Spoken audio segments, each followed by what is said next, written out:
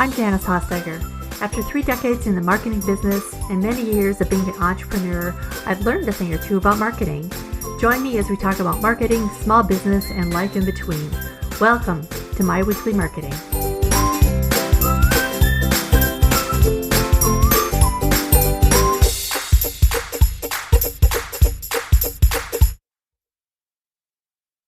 SEO, or search engine optimization, is something that can always be improved. I know on my own website, it can suffer from poor SEO from time to time. So there should be never any shame when you feel like you have issues with your SEO. I think as busy business owners, we're always spinning so many plates, right? Especially with marketing. We're producing blog posts or posting on social media, or did I send out an email this week? Or there's always something to be done. But one of the things I really like about SEO is that if your website is well written for your ideal customer and SEO optimized, you don't have to focus on it every week. So much in marketing expires or feels like a treadmill of tasks, but not SEO. Yes, you need to be aware of what to do for SEO if you're adding content to your site. So it's not like a complete one and done task. But by and large, it's far less time consuming than any other type of marketing. So my guest this week is Rachel Lindteigen. She is a genius when it comes to SEO. And one of the things I love about Rachel is that she makes it all sound so easy because it really isn't all that complicated. Rachel is the owner of Etched Marketing, and she's an industry pro with more than 20 years of marketing and copywriting experience. So here's my chat with Rachel. Hey, Rachel. Thanks for joining me today. Thanks so much for having me. I'm really excited. So I'm going to jump right in, and then we'll hear your origin story in a little bit. But SEO, search engine optimization, is something that I have noticed with clients and people who ask me questions that feels overwhelming to people or is just kind of overlooked. They know it's important. They know it's something they should pay attention to, but they don't really know where to start. I guess maybe that's it. So why do you think that is? I think because SEO has this reputation for being technical and people, because they maybe don't understand it, and it's a really acronym heavy, happy industry. Everything is words that you're maybe not familiar with or you haven't heard before. And I think people, because it kind of early on, there were a lot of developers that were doing more of the SEO things. There weren't really marketers as much. And I think it just was viewed as this very technical thing. And a decade ago, SEO was quite technical. There were a lot of things you had to do to help Google understand your website. But today, it's truly about the quality of your content and the words on your page and helping Google understand them. So I try to help people understand that SEO is content visibility. That's really truly all it is. Mm-hmm. You need to do a few things on your website to make it easier for Google to understand what you're saying on your pages. And when you do that, Google starts to get to know you and they like you and they trust you. And when they do that, they start to show you or your website essentially to more people and you get more traffic. So really, it's a great thing. And it's something that we all should be doing. But I bet you know the same as I do, a lot of people let that fear of the unknown stop them. And so they don't or they just simply don't know what to do first. I hear that a lot, especially from my students. I don't know what to, I know it's important, but I have no idea how to get started. Mm-hmm. Oh, that's so true. I love what you said too about it having been technical a long time ago, which it still is a little techy, but for most people, I don't think it's, anything that you need to get into the, under the hood too much of your website to get to.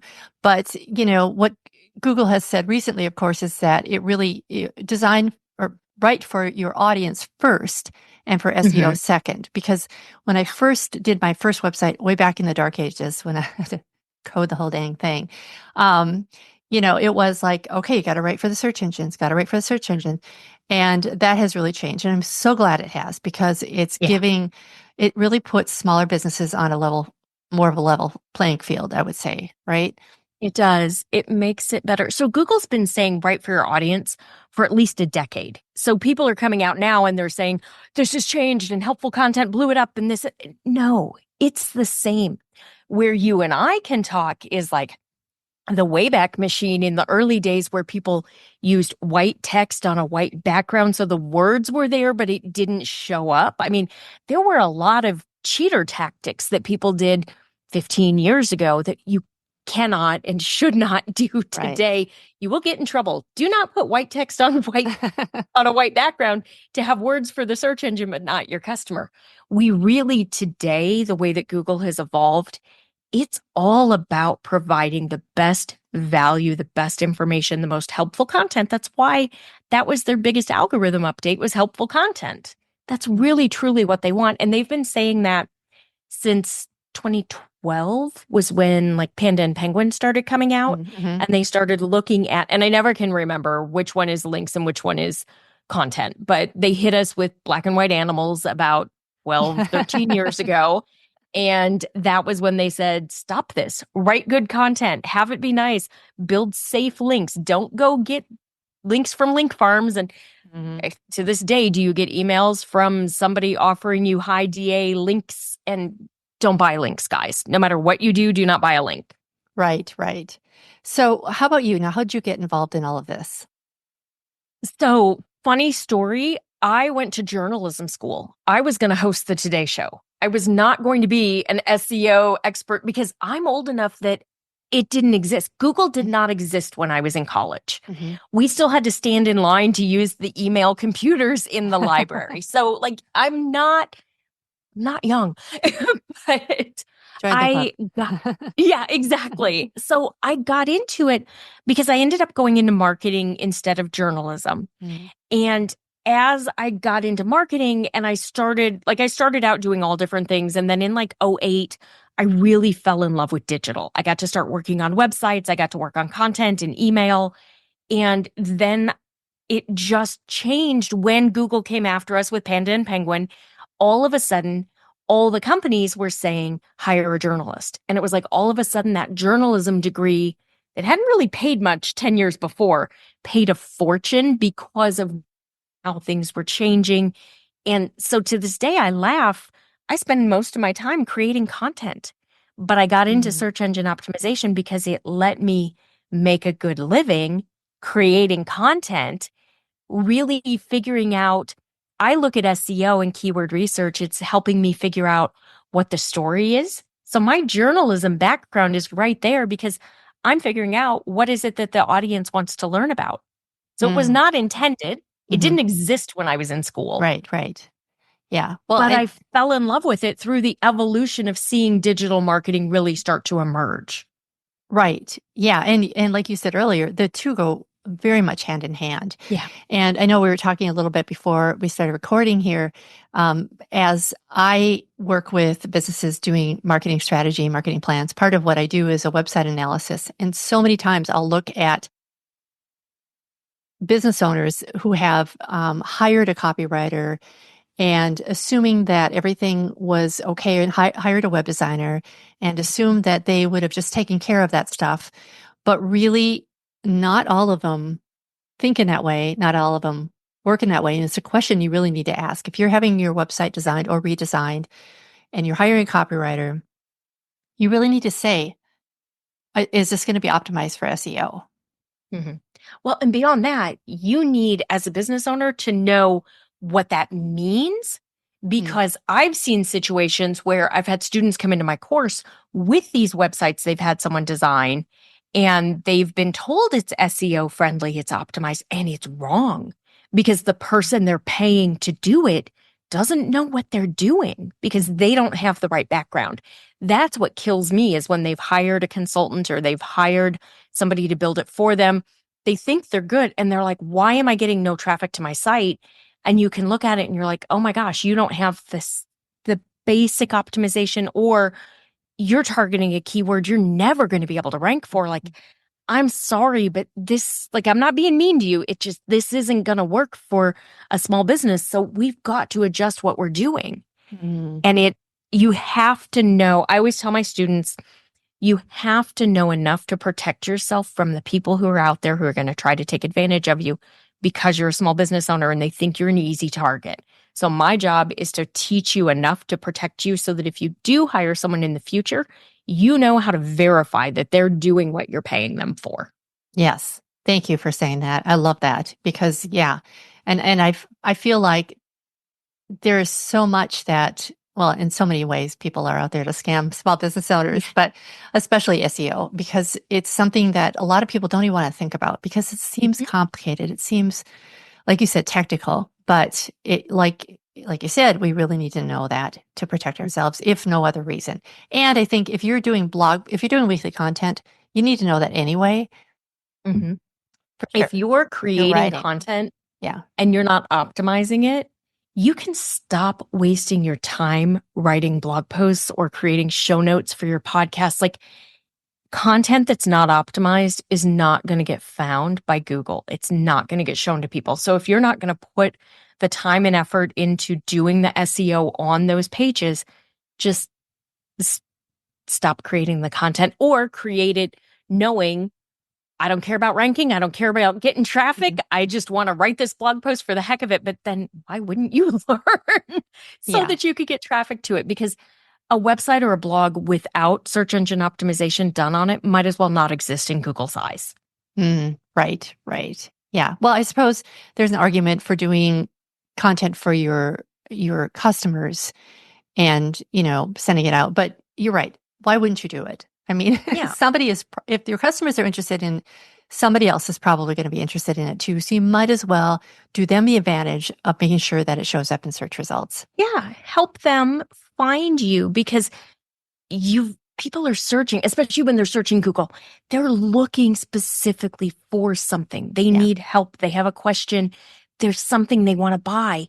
If you show up, you're going to have a really good chance of converting them because Google is saying, hey, here's somebody that I think can help you with what you're searching for. But if you don't do the basic optimization, Google doesn't know that you can help them. So they're not going to show you. Right. So yeah, if you're going to create it, you might as well. It's not an extra. It's just, it should be part of your creative process. Yes. Yeah. In fact, I like to make it the first step. I do a little Yeah. keyword research before I even, well, I don't put pen to paper, but that's what I was going to say before I even start out, before you dig in, because you need to know if this topic, it's a good indicator. It's a good litmus test for if your ideal customer even cares about it, because sometimes we get something in our head, which is a really good idea to us, but nobody nobody's cares. searching for it. Yeah. Nobody cares. Yeah. But I do it the same way. And that's what I teach my students. That's why I always say keyword research is so important because not only can it help you choose what keyword to go after, but it gives you all sorts of content ideas. And it yes. tells you whether or not you should even create this content. And I've had some people I've talked to, like, you can use a lot of what you learn in keyword research all over the place. You can use it on social channels, you can use it in emails because you're speaking in your customer's voice. That's really all it is understanding what your customer is searching for. So the fact that you do that, I'm going to bet you get more traffic to those blog posts that you create because you know somebody's searching for that information already. Exactly. Okay. So let's dig into the meat here. For someone who's just starting out with SEO, what are like the top 3 things that they need to know? So there are a couple basic rules. The first one is going to be that each page on your website needs to have different keywords because Google is only going to show your site, and this is really, really important, guys. Google's only going to show your website 2 times for any given keyword. So this means if your website is optimized and you have 5 pages and all 5 pages use the same keyword, you only have 2 chances to show up. But if all 5 pages use different keywords, you have 5 chances to show up. So you're hurting yourself if you're using the same keyword on every page. And that's something I see happen a lot when website designers or developers do the optimization for you.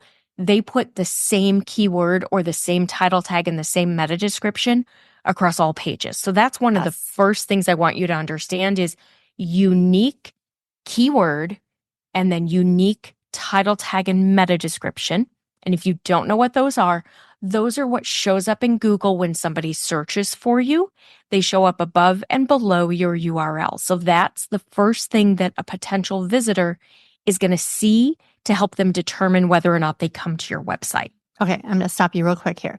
Yep. You said that they will show your site 2 times. So what you're saying is 2 different pages on your site, not that if they search for something, they're only going to show it twice and otherwise you're out of luck kind of thing.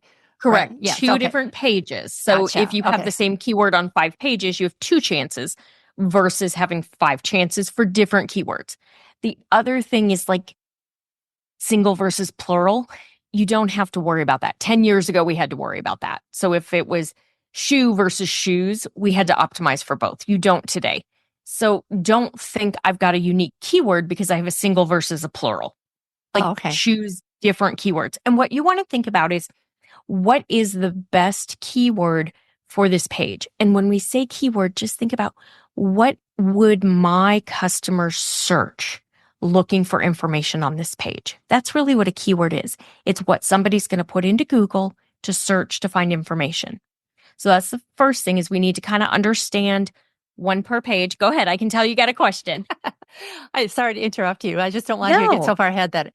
Okay, so talk to us. Maybe you're going to talk about this later, but long tail keywords versus, I don't know, call it short tail, the regular keywords. Yeah. So that was the next place I was going. Okay, well, then I'll let you carry on. Go ahead. Great minds. So that's the next thing that I see, is that people don't understand what keyword to choose.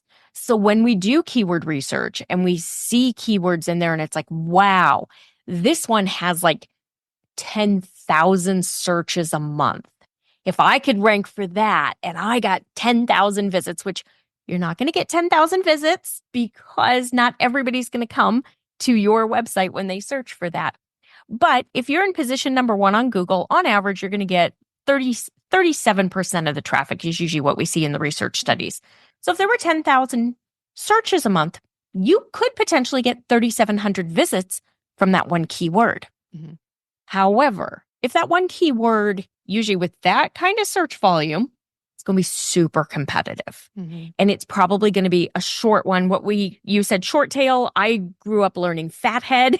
So I haven't heard that. It's usually just a single keyword. So for example, shoes or glass, or potentially it's 2, maybe it's home decor. Like when I worked at my last agency, I worked with very, very large brands. We could rank them all day long for things like that. I had clients that ranked number 1 for mirrors and picture frames and Christmas decorations and gallery walls. But let me tell you, they made millions a year. Some of them made over $1 million a month from their organic traffic. So they were not small companies. They had hundreds of stores nationwide. So as a small business owner, are you going to rank for a keyword above somebody who's in the mall that has 400 locations? No. Mm-hmm. So leave those keywords to them. They're not going to be good for you as a small business owner anyway. What you want to look for is what Janet, was long tail. So long tail is going to be something that's generally 3 to 6 words. It may even be a phrase. It could even be a question. Often you'll see questions in your keyword research, but it's further down the sales funnel. So rather than being mirrors, it might be someone searching for retro mercury glass mirror for a bedroom. So it's got a lot more detail. There's also going to be a lot less search volume. And I don't want you to worry about that, because you're probably going to have a better chance to rank for it. And the person searching mirror versus retro, decorative, mercury glass, whatever, has a much better idea what they're looking for. So if you can rank on page 1 for that long tail keyword, you have a better chance of converting that customer than someone who just lands on your website looking for mirrors because they have no idea what they're looking for, versus somebody who has a very specific query. A very specific query with less search volume can work wonders for you, especially as a small business. Less competition, better chance of converting and making money. Love it. Love it. That is so true too. I mean, even as a searcher, if I'm looking for something specific, and I was doing this just a few weeks ago, can't remember what I was looking for. Maybe like shoes, velvet shoes. It wasn't that, but it Mm-hmm. was something, really specific that I had in my head that I wanted. And it can get kind of frustrating if nobody ranks for those things because Hmm. if you have them, put them out there because I was ready to buy. And when I found them, I was ready, I laid down the money, Yeah. put down my credit card and bought. So yes, you're right. They're further down the sales funnel, but they're also people that are ready to lay down the money. So love that. Yeah.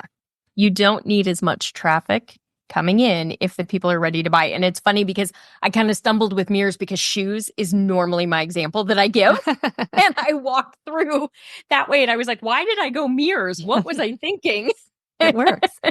People like mirrors too, so it's all good Yeah, stuff. Yeah, exactly. yeah, but it really does get more challenging though if you are in like a B2B space or where you're looking at something that's not quite as easy to think about or rank for. But the same principles apply. You really just break it down to what people are looking for, and that will help you a little bit. Now you probably have more points to go over, but since I'm talking right now, I got one more question here for you. Yeah. Is it okay to throw in that other keyword? Let's say you are selling a mercury glass mirror. Hmm. You also have the word mirror in there. You, like you said, you're probably not going to rank for it, but it's okay to have that in your meta description, your title tag, your headlines, right? It So, is. yeah. So, what I always recommend and what we do is we choose one primary keyword for the Mhm. page. That primary keyword is the one that has the best key. Everybody says, what's the best keyword for me? The best keyword for you is the one with the most search volume that you have the absolute best chance of ranking for, meaning it's not super competitive. When you go to Google using an incognito browser window, super important, incognito, not your normal Chrome browser. When you go and you search, you see websites that are similar to yours. That helps you really understand, okay, I have a good chance of ranking. So we choose that keyword. That's your primary. You're going to use that in all the places that Google is going to look.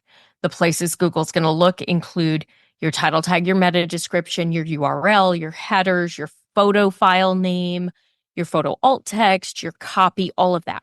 Now, if you want to go after more than one keyword, you can use that additional keyword in your copy, in your headers. If it'll fit in your title tag or your meta description, you can do that as well.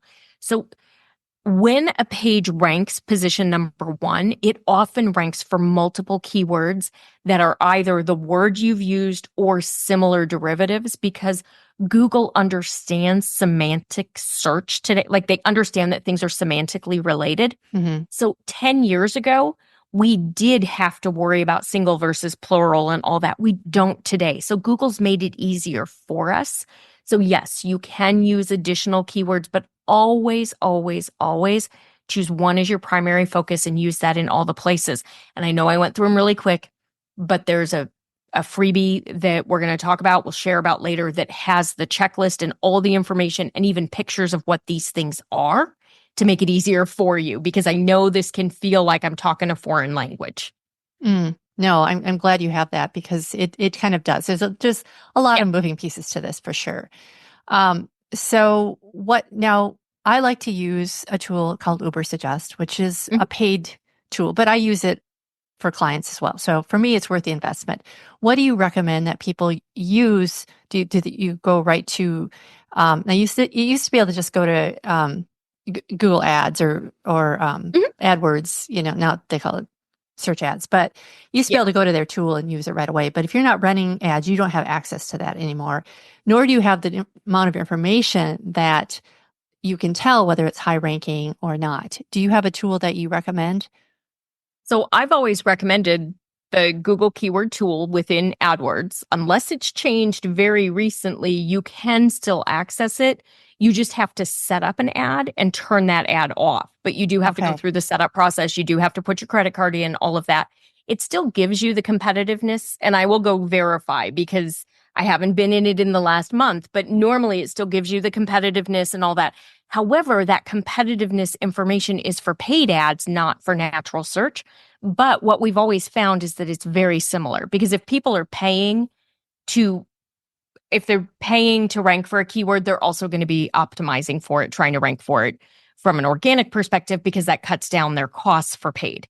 So that's the one that I grew up on, that I've used forever. Okay. It was much easier years ago, before it was part of AdWords, and you could just Google and go straight to the keyword research tool, and it was much easier. At this point, I do actually use Ubersuggest the same as you. I've used all sorts of them over the years. I think as a small business owner, as an entrepreneur, we need to look at what tools do we truly need in our business and what is the price point on them. There are some SEO tools out there that are fantastic. Things like Ahrefs and Moz and SEMrush.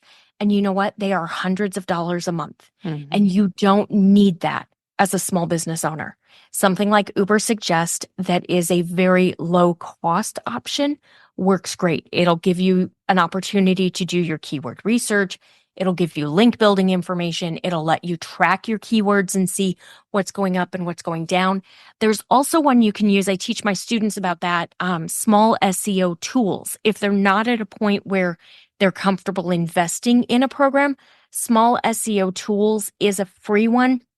There's so many ads on that site today. I don't like that part of it. It used to be much better. There were a lot less ads a few years ago.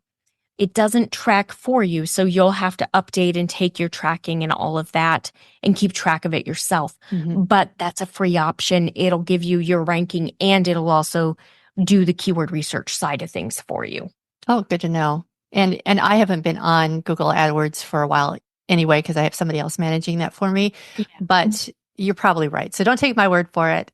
I just know that it changed over like eons ago. And I would, in the early days of the internet, you used to be able to go and find out lots of information for free from Google. They're not as generous. It was as they used to awesome. be. I know. Do you remember when you actually got keyword level data in analytics? So you knew exactly what keywords were driving traffic to your website. And you could look and see, I got this many visits and made this much money from this. And then term not provided.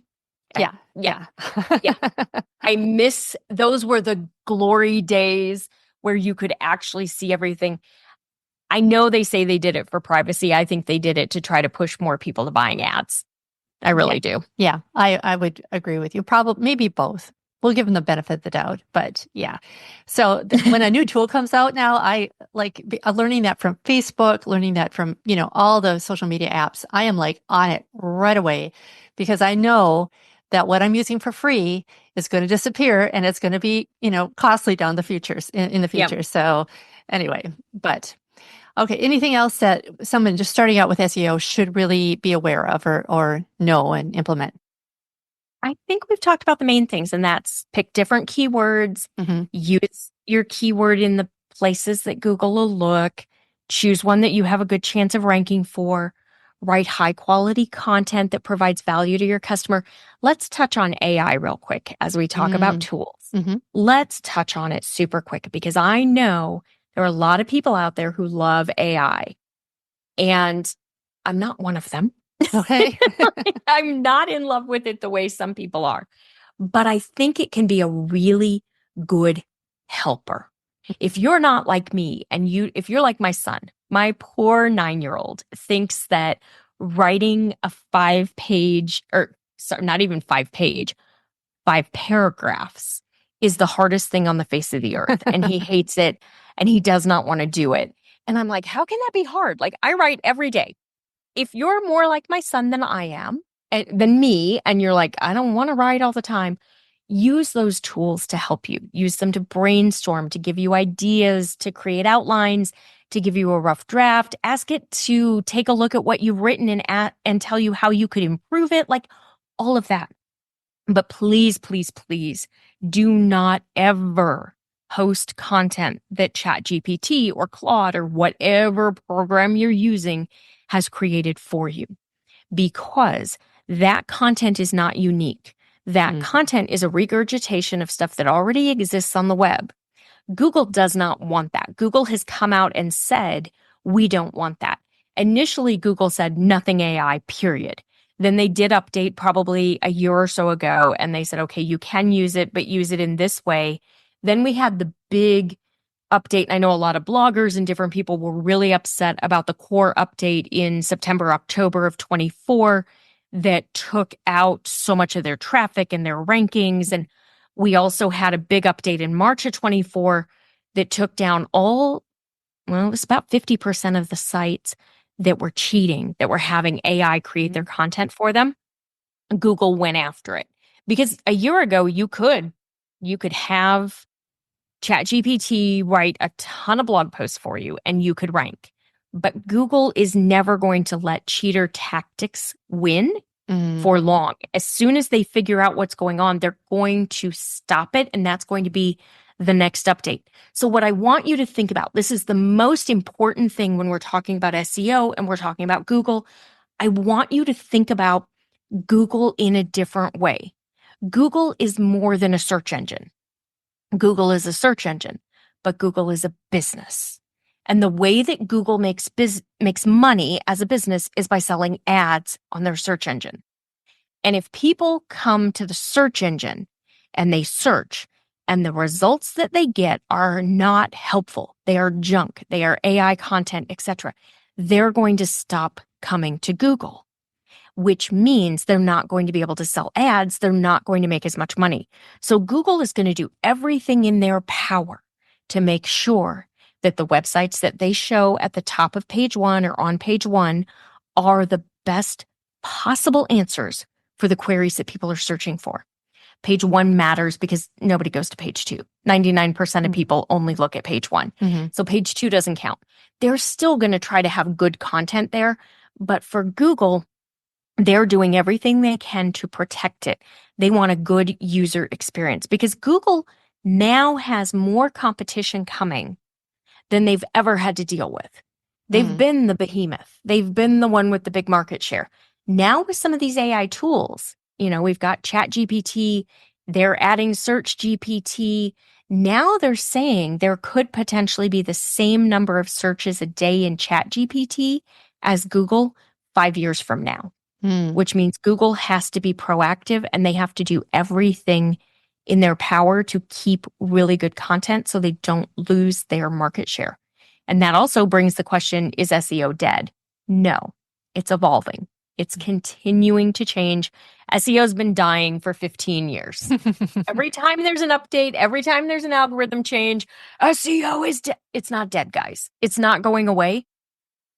And the reality is Google's been saying, create really great content for us for over a decade. So create really great content and then optimize it for Google and you'll be fine. Yeah. I do use ChatGPT actually quite a bit for idea generation. And I'll sometimes use it for social media. But oftentimes, especially at the end of the day, man, I can't put a sentence together. You're tired and it's like, okay. Or sometimes I'll do it for a paragraph in an email. It just coming out clunky. And so I'm rewriting it and ChatGPT has given me a hand in that. But it will be interesting to see when SEO and the AI combine forces, and I think it already has in some cases. So that you could just ask them, what are people searching for about shoes, in Wisconsin, or something, right? So I can see that happening in the future for sure. So as a tool, I think it works. But go ahead. I was going to say, I think that day is coming. Right now, ChatGPT in particular, the data, the information is a little outdated. It's a little behind. But I think that day is coming. And we're seeing so many different AI tools. I love them for brainstorming and ideas. And like you were saying, revisions and stuff. Just don't have them write for you. Don't publish content that they've written for you. It's possible 5 years from now, they may be able to, a year from now, they may be able to do it. Who knows? But today, don't do that. Yeah. So that's really the biggest thing I see. And I wish it could. And I'll also say, I know you mentioned ChatGPT. I personally have found Claude. Have you used Claude.ai? I haven't, but you like it better? I think, and I'm not the only one because I heard from a friend who said, I think Claude is better. I think that Claude actually produces better content, like better ideas.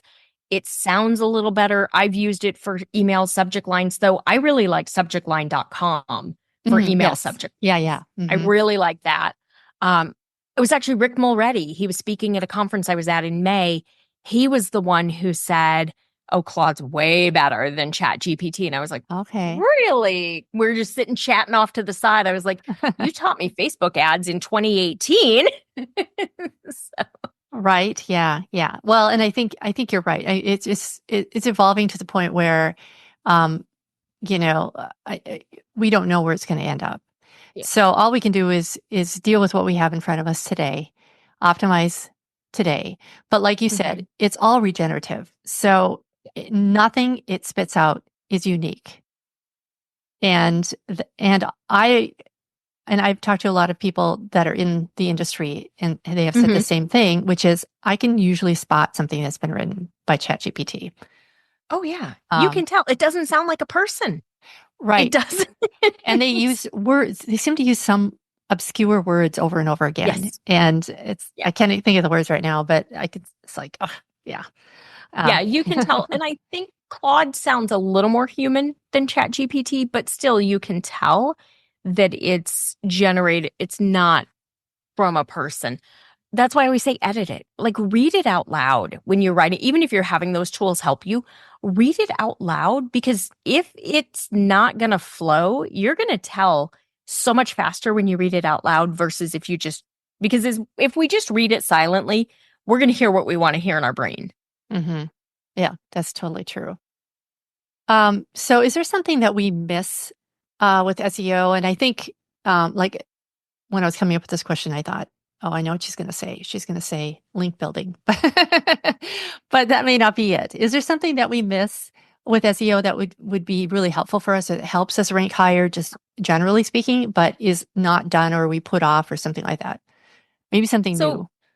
yeah, so I didn't touch on link building because link building is still important. Yeah. It's still high, all of that. Google is kind of removing the importance level for it, but it is Oh. still important. So if you can get, and I like to say earn links, don't ever go out and buy them. Don't ever try to get them. Like community affiliations and partnerships and do podcast interviews and be, interviewed in publications and things like that. Like think of it more as digital PR than link building. So that's important. Mm-hmm. Another thing that I really think that especially small business owners need to understand, need to know, is that there are a couple things from a technical perspective, but they're not technical. They're not hard. So one of them is you need to make sure that your website is HTTPS. It needs to have a security certificate. Google is not going to rank you if you are not a secure site. You just get a security certificate through the back end of your website. Like it's not a hard thing, but you need to make sure you have that. Because if not, if somebody sees you and goes to click, they're going to be, Google didn't give this big warning. It says this site is not secure. Proceed with caution. It could hack. It could, like, you don't want to be that site. Yeah. So that's one of them. Another one is we need to be minifying, meaning making our image files smaller. Because most times when I see a website that has a problem or doesn't rank well or is slow, it's because our picture files are really big. So you can use a tool called Pingdom, or you can use the Google Page Speed Test, put your URL in it, and just have it tell you what your grading score is. One will give you, I believe it's an A through F, and the other one, I believe, gives you a number score. Some of them do like a red, yellow, green. What you want to look for is a website that passes a speed test, because having a speedy site is very important to Google because, again, people aren't going to wait for your site to load. People are going to go to somebody else. They're going to click. They're going to be like, nope. And they're going to go to the next guy. So they're not going to keep ranking you high because Google understands how people interact with your site. So those are a couple of tech things. The last one I want to say is make sure your site is responsive.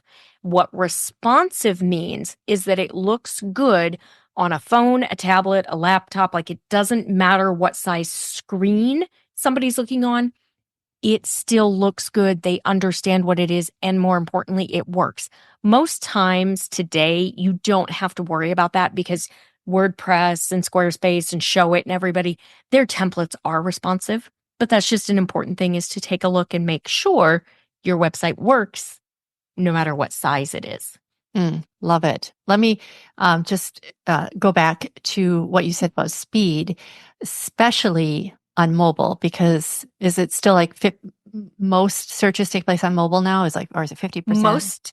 Most searches take place on mobile, and they've gone to mobile first indexing. Like mobile is the focus because most people use mobile. So it's really important from that speed standpoint. It's also really important. Take a look at your homepage and just see on mobile, on the screen, what information shows up without scrolling at all. Can somebody who it's not an SEO thing, it's just a marketing thing, but can somebody who lands on your screen figure out what you do? Because if not, they're not coming back to you. They're on their phone, they're multitasking, they're doing different things. They're not going to come back to your page. So make sure they can see what you're doing immediately when they land on that screen and on your phone. Yeah. And one more thing about mobile too, I think is important to realize that they're not getting a Wi-Fi signal usually if they're on their mobile phone, or oftentimes if you're out and about and maybe you're looking for a business, a brick and mortar business. If you've got a mobile phone that you're looking at, you need to make sure that your address is clear, that you can find something easily, that your images are not so large that it, like you said, takes forever, and then people just get frustrated and click off. So all really good tips. Thank you. You're welcome. So we have covered a lot of things today. Of course, there's always more. How can people find out more about you? So my website is etchedmarketing.com. There's a freebies tab on there. It's going to have the beginner's guide to SEO. It's going to walk you through what all of this is. There's a webinar that you can sign up for called SEO 101. It's going to walk you through a little more of this. It's going to give you an opportunity to join me in Simple SEO Content, which is my SEO course where I teach all of this and I help you and guide you through it. I also have a podcast called Simple SEO, where each week you get a new tip. My podcast episodes are like 10 to 15 minutes. I keep them real short and sweet. It's just something that you can take action on today. I feel like I missed something, but I don't know. I'm across social. I'm not as active on social, but I am on all the social channels. But definitely the podcast. Oh, I also am teaching podcast SEO. So if you have a podcast and you want to learn how to do all of this for your podcast, there's a beginner's guide to podcast SEO, and there's a new podcast SEO course.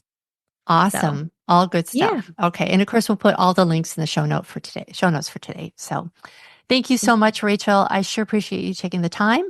And as always, I learn so much from my guests, and today is no exception. So thank you so much. Well, thank you. Wow. Rachel shared a lot of great stuff. I know we shared a ton of information today. So Rachel has put together a free beginner's SEO guide and a lot of other good tools to help you with your SEO. I'll put the links to everything we talked about on today's show in the show notes for today. You can find them at myweeklymarketing.com/90.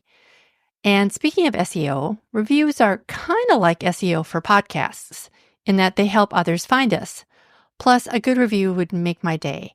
So if you've enjoyed the show, please spend just a couple minutes giving me a review. You can do that at myweeklymarketing.com/review.